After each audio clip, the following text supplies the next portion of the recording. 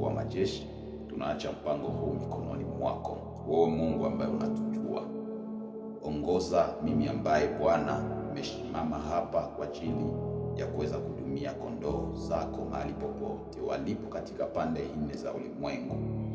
Mungu wangu, nahitaji ya kuwa nipe maneno kutoka kwako, na usaidie ya kuwa maneno hii itakapofika kwa huyu mtu ambaye ananitazama mahali popote alipo, nipate kumjenga, nipate kuwa faraja kwake.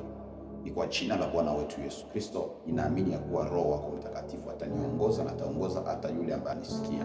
Ni kwa jina la Bwana wetu Yesu Kristo naomba na kushukuru hivi. Amen. Nakukaribisha tena katika ukurasa huu wa somo letu la vita.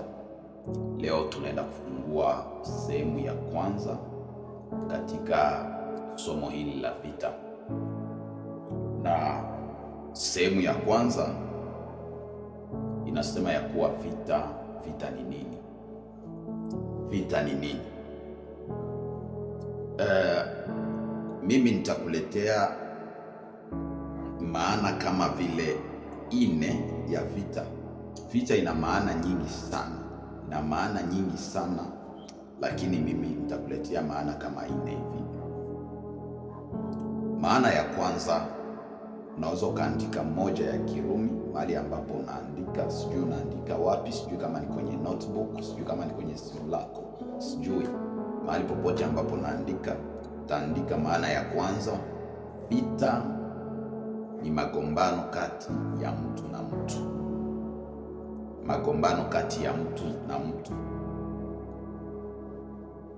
Ukisoma katika kitabu cha Samueli wa kwanza sura yake ya 17 na mstari wa 33. Samueli wa kwanza sura yake ya 17 na mstari wa 33. First Samuel chapter 17 verse 33. Maandiko inazungumza kwa habari ya Daudi na Goliati. Kwa uasilia ya mambo ni kwamba Daudi alikuwa anapigania taifa la Mungu la Israeli, na Goliati alikuwa anapigania taifa ya Wafilisti. Lakini watu ambao walikuwa wanapigana ni watu wawili, na hawa watu wawili kila mmoja alikuwa ana represent taifa fulani kwa ngazi fulani. Ikiwa kama Daudi atampiga Goliati, basi ushindi utaenda kwa Waisraeli. Ikiwa ya kuwa Goliati atampiga Daudi, basi ushindi utaenda kwa Wafilisti. Na hapa tunaona ya kuwa ushindi ulienda kwa Waisraeli sababu ni Daudi ndo alimpiga Goliati. Lakini kwenye uwanja wa vita, kwenye uwanja wa mapambano, kulikuwa watu wawili, Daudi na Goliati.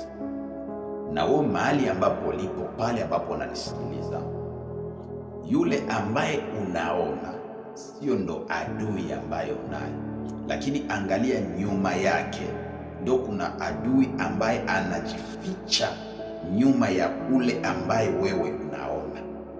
Unaweza ukafikiria ya kuwa vita ambavyo ninavyo ni vya mtu fulani kwenye kazi, labda huyu mtu akiondoka tu ndo ndakuwa na amani, japokuwa labda kuna wafanyakazi wengine ambao wanamtumia huyo kama kibaraka tu ili aamshe vita na wewe, na atakapo kushinda wewe, basi ushindi utaenda kwao, sio kwake yeye, lakini kwao.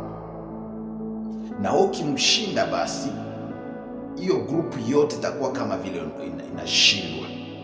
Kwa hiyo vita ni magombano kati ya mtu na mtu. Anaweza kuwa na represent watu fulani, aiza anajirepresent yeye mwenyewe, lakini as long as anaanza kupigana na wewe, tayari anatangaza magombano kati ya wewe na yeye. Kwa hiyo vita ni magombano kati ya mtu na mtu mwingine. Pointi ya pili, vita ni magombano kati ya taifa na taifa nyingine. Unaweza ukaongeza ya kuwa vile vile magombano kati ya falme na falme nyingine. Vita ni magombano kati ya taifa na taifa nyingine, falme na falme nyingine.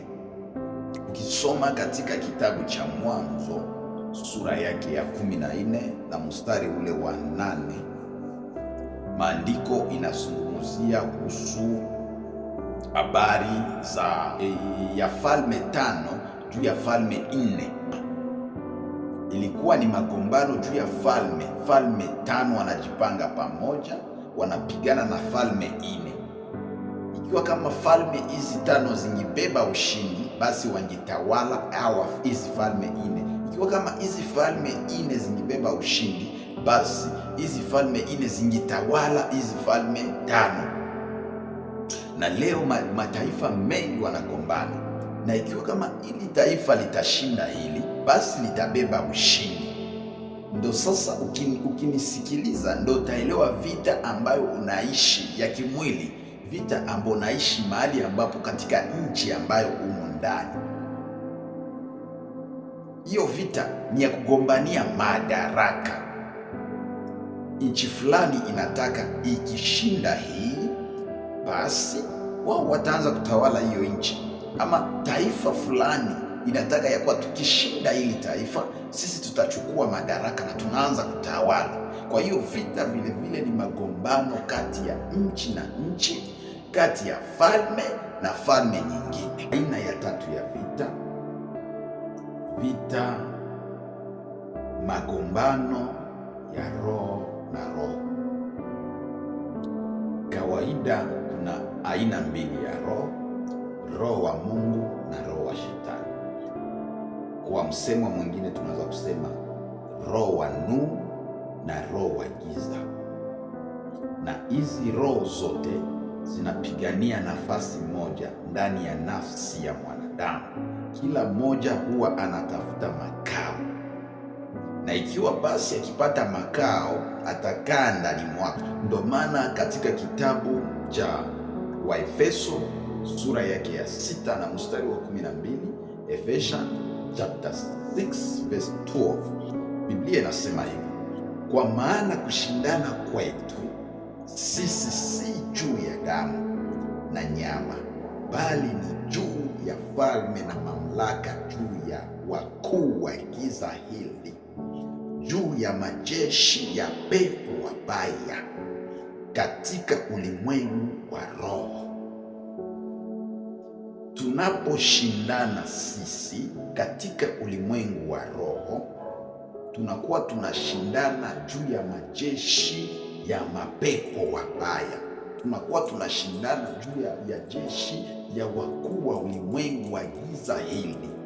Hatushindane juu ya watu ambao tunaona. Hii ni vita ya kiroho, ni vita ambao tunapigana. Hauoni unapigana na nani, lakini unapigana katika ulimwengu wa roho. Muda mwingine unaweza ukapewa neema, unaota. Muda mwingine unaweza kuonyesha kwenye maono vita ambavyo unaonyeshwa tu sehemu, lakini hujaonyeshwa kindani. Sasa hii vita, mara nyingi kila Mkristo ana vita ya kiroho. Ukiwa tu Mkristo wakati tu uliokoka, tayari unakuwa na vita ya kiroho. Maana ya aina ya vita ni magombano kati ya kundi na kundi. Yapo makundi mengi sana kanisani, sana ndani ya makundi ya kanisani. Yapo makundi mengi kanisani, unasikia hawa wanagombana hivi, hawa wanachukiana hivi, hawa labda wanasikilia hao wengine wivu hivi, au wengine labda mambo hayaendeke hivi. Ni makundi ya kanisani, ni magrupu labda ya kazini, ni makundi labda ya makampani, sijui, na hata kwenye nchi. Makundi ya mapolitician ya mara nyingi huwa inakuwaka na vita. Unakuta hao wanataka hao ndo wapendewe sana na raia, hao nao wanataka ndo wapendewe sana na raia, hao wanaharibu mazingira ya hawa ili wao ndo wapendewe wachukue nafasi. Hawa nao wanatafuta kuharibu mazingira ya hawa ili wao ndo wachukue nafasi. Ile yote ni vita vya makundi.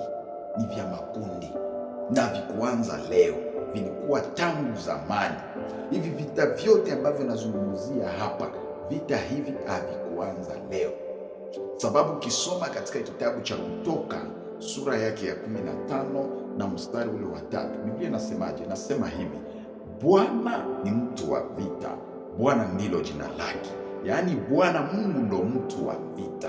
Vita unavyopitia leo, usizani ya kuwa imeanzishwa leo, usizani ya kuwa imekuja kwako tu wewe, lakini imekuja kwako sababu wewe umeumbwa kwa mfano wa Mungu, na yeye Mungu ni mtu wa vita. Sasa kama Bwana ni mtu wa vita, as long as tungali kwenye mwili huu, ni lazima tuwe na vita.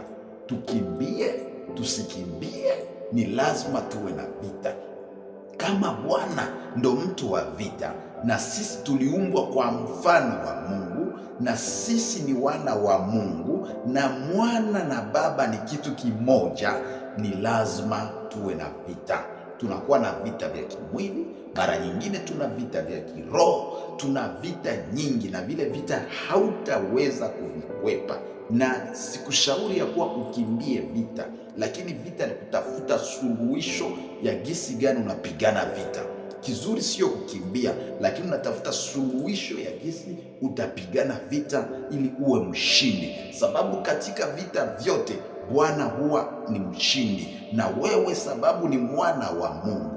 Unapopigana vita, usitafute kukimbia, lakini tafuta ushindi wa vita. Natangaza ushindi mahali ambapo ulipo kwa jina la Yesu Kristo. Pokea ushindi wa vita vya kiroho, pokea ushindi wa vita vya kimwili, vita katika biashara, vita vya magonjwa. Pokea ushindi mahali ambapo ulipo. Ukiona tu video hii, Mungu akufungue kwa jina la Yesu Kristo. Asante mpendwa msikilizaji, mahali pote ulipo. Hii ndio nitaka kuzungumzia kwa siku ya leo kuhusu maana ya vita.